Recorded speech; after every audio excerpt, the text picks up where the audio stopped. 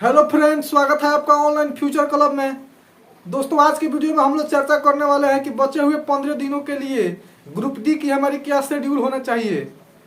तो सबसे पहले दोस्तों चर्चा करेंगे कि हम कोचिंग वाले के झांसे में नहीं आने वाला है, क्योंकि बहुत से कोचिंग वाले कोर्स निकालेंगे, बहुत से निकालेंगे कि ये 500 तड़कता भड़कता सवाल कर लो, कुछ कहेंगे 1000 हॉट क्वेश्चन कर लो, हमारी रिवीजन की क्लास कर लो, ये 15 दिन में आपका सिलेबस कंप्लीट, 15 दिन में ग्रुप डी पार। इस सब के चक्कर में नहीं आने वाला है दोस्तों। अगर इस सब से होने वाला रहता तो बच्चे इतने सालों साल तक तैयारी नहीं करते हैं। और एक और बात कि नया करने की प्रयास नहीं करना है, क्योंकि नया करने के लिए हमारे पास दोस्तों इनफ टाइम नहीं है, समय बहुत कम है। आइए दोस्तों हम लोग सब्जेक्ट वाइज चर्चा करेंगे कि किस तरह हमारा शेड्यूल होना चाहिए और किस तरह हमारा तैयारी करनी चाहिए। तो सबसे पहले बात करते हैं हम लोग दोस्तों मैथ का।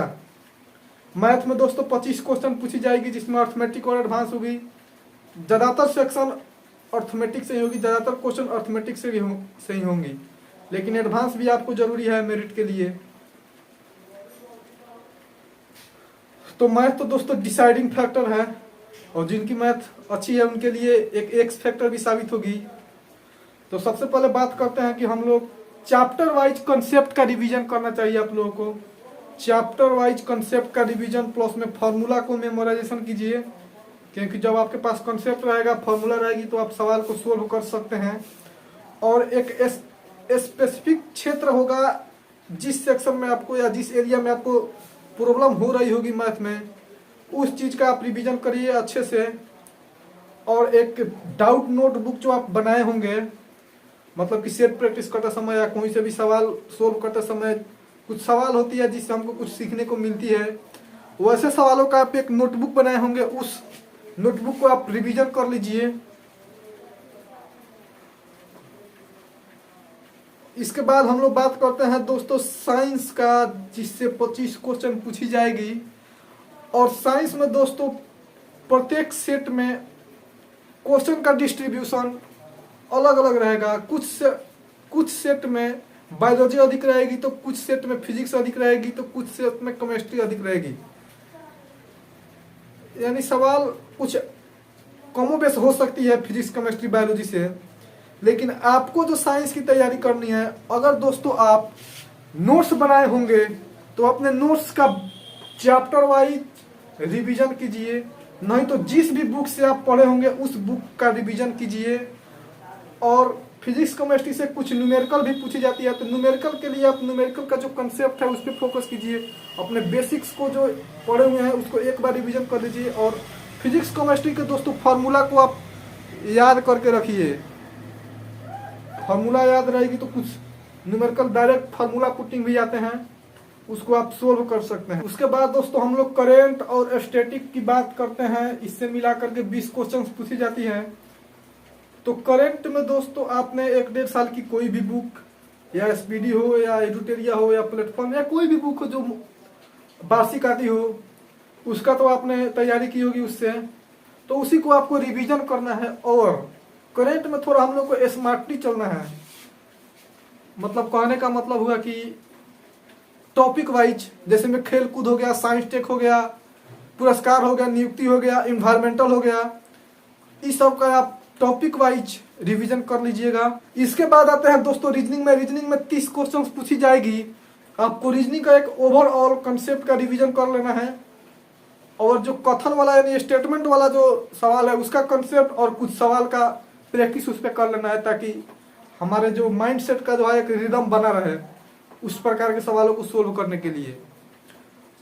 और दोस्तों रीजनिंग में विशेष कुछ खास करना नहीं है, क्योंकि रीजनिंग तो मैक्सिमम लोगों की अच्छी होती है। और कुछ चैप्टर हो गए जैसे में क्लॉक एंड कैलेंडर वाला हो गई, उसका कंसेप्ट आप लोगों को अच्छी से आना चाहिए। ये सब रीजनिंग में आप कंसेप्ट वाइज देख लीजिएगा। उसके बाद दोस्तों बात करते हैं पर डे कम से कम आपको एक सेट प्रैक्टिस बनानी होगी, एक अच्छे स्टैंडर्ड, ऑनलाइन या ऑफलाइन।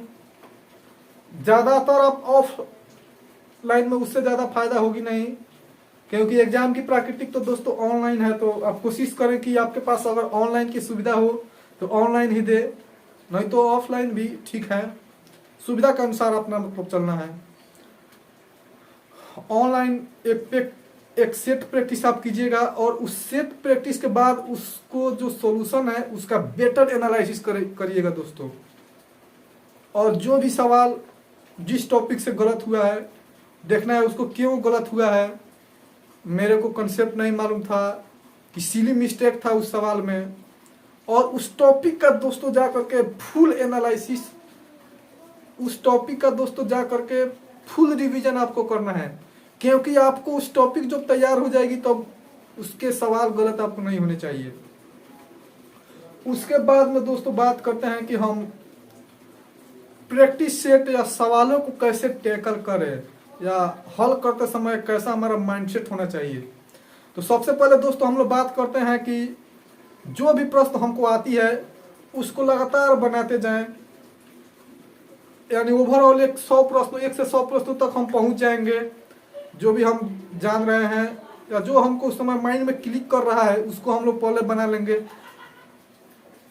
कुछ ना कुछ जरूर 50, 60, 65, 70 तक आदमी पहुंच जाएगा।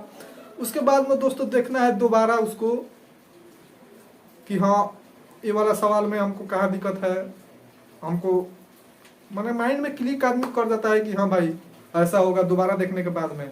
और दोस्तों सवाल का जो ऑप्शन है उस ऑप्शन को बारीकी से पढ़ें, क्योंकि ऑप्शन पढ़ने के साथ ही कुछ ऑप्शन छट जाती है। और ऐसे में जब 4 ऑप्शन में से 2 ऑप्शन आपकी छट गई है तो 2 ऑप्शन के लिए आप रिस्क ले सकते हैं, जय माता दी करके तुक्का लगा दीजिए एक ऑप्शन में, आपके वहां पे 50% सिक्योरिटी है।